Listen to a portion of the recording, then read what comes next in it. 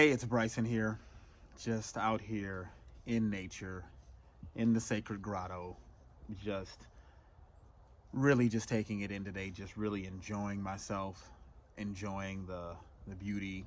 A little, chilly outside, but it's nice and sunny. And I just wanted to take a few minutes to talk about just some of the ridiculousness of this society. And what the title of this video is going to be is "We're in Fartland." Now, let me explain what I mean by this.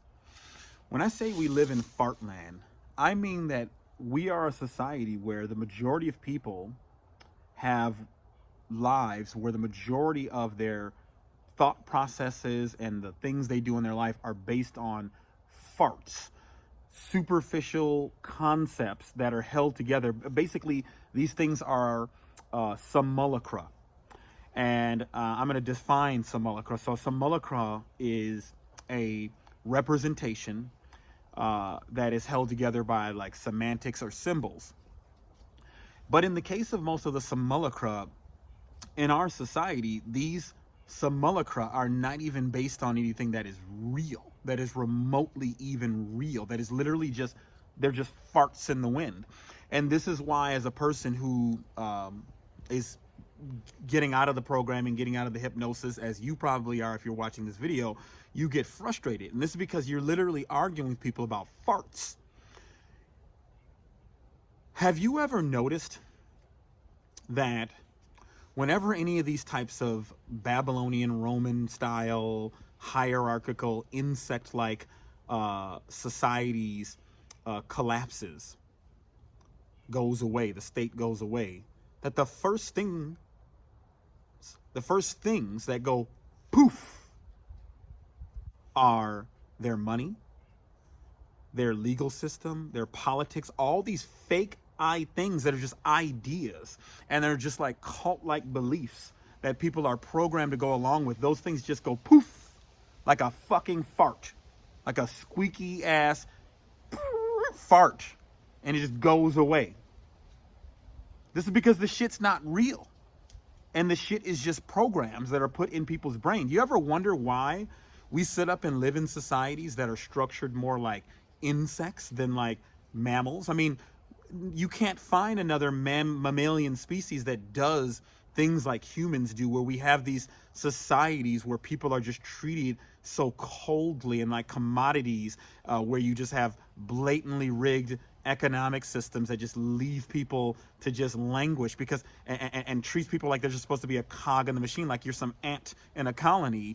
Whereas when you look at other like mammalian species, the way they live, and you see this in indigenous societies that still live in indigenous ways and small communities, as well as, even small communities in the United States, you see this really warm, true mammalian way of living. And this is not to say that mammals aren't capable of violence and brutality, but we don't have this coldness, like this insect-like coldness. That's not in our nature, to just have insect-like coldness and dispositions. And, where do you see any other mammals take where a handful of them have the millions under a programmed hierarchical system of unquestioned obedience, where you are told to go out and commit large-scale atrocities and loot and just take no prisoners? What other mammals do that besides humans? But you see that in the insect kingdom. You'll see wasps invade. You'll see ants, army ant type things. And I can't even think of any specific species of ants, but you'll have species of ants that will raid another colony and just kill and when an ant dies, it's just nothing. They don't see it as anything. So ants don't care about addressing the unfair nature of their society. And what you see in this society in Fartland is you see these simulacra, which are just these semantics and these symbols that are represented by nothing, that are implanted in people's heads, and you're told to parrot them like a robot, like a parrot.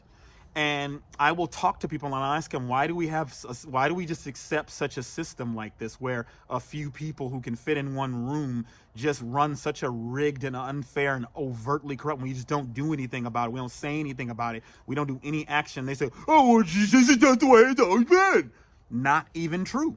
Because if you look back to ancient human societies and you look at modern day indigenous cultures that you can find, like, say, in the Amazon rainforest, they live very warm mammalian societies. And people need to understand that another fart is this idea of a nuclear family. If you're a person who's listening to this video and you're a single parent, you got, pregnant out of wedlock or whatever, don't feel shamed about it, because guess what? That whole idea of the nuclear family is another program that's just made up to create this beehive-like existence and have everybody acting like a hive mind, instead of being the beautiful individuals that you are who are here to create.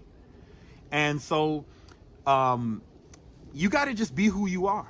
That's the only way you're going to get through this, and you're going to survive this continued march toward this insect-like intelligence that people try to ignore and pretend like it isn't there, even though this thing has an autonomy of its own and it haunts everyone's subconscious. And the only thing you can do is to realize what's happening, realize how fear is being used to program you, how the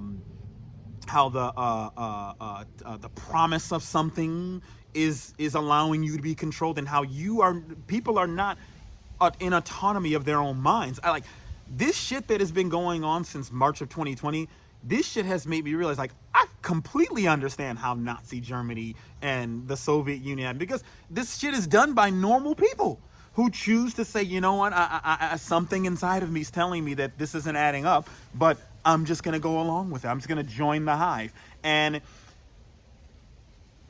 you have to have this shit continuously programmed into people through mantras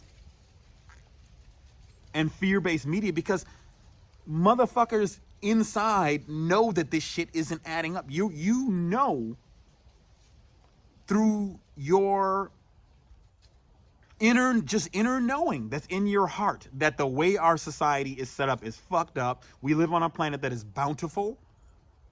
There's more than enough energy. There's more than enough food. There's more than enough for everybody. But the problem is most people who are under the program don't want to get out of the program, because they still like the sick ideas of the program. They still like the sick, non-sustainable consumer lifestyle of just filling some void with consumerism, instead of realizing that you're already complete.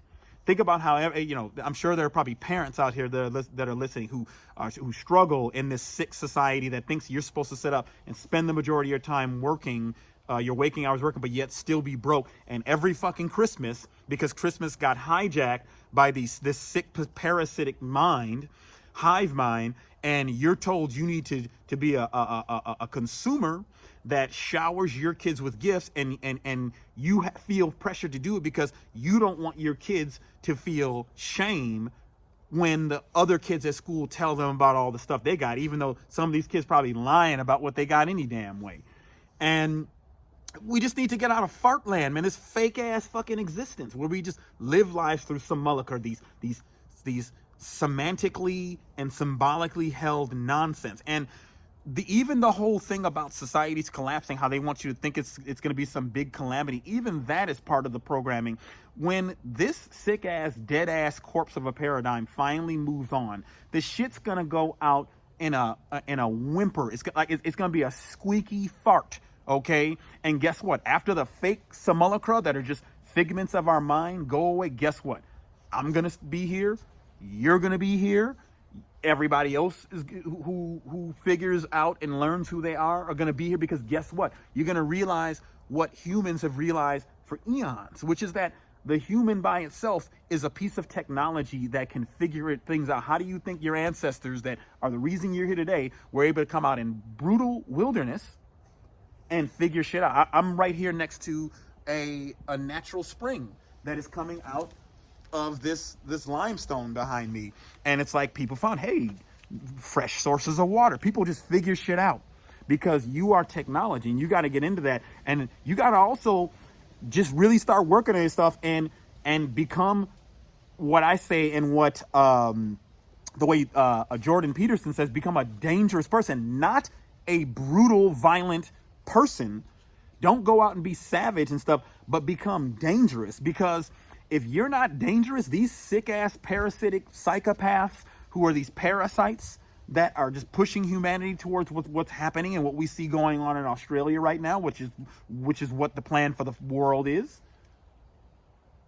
If we don't let these motherfuckers know we're dangerous, it's like taking candy from a baby. You are nothing to, it's just like, they just take it.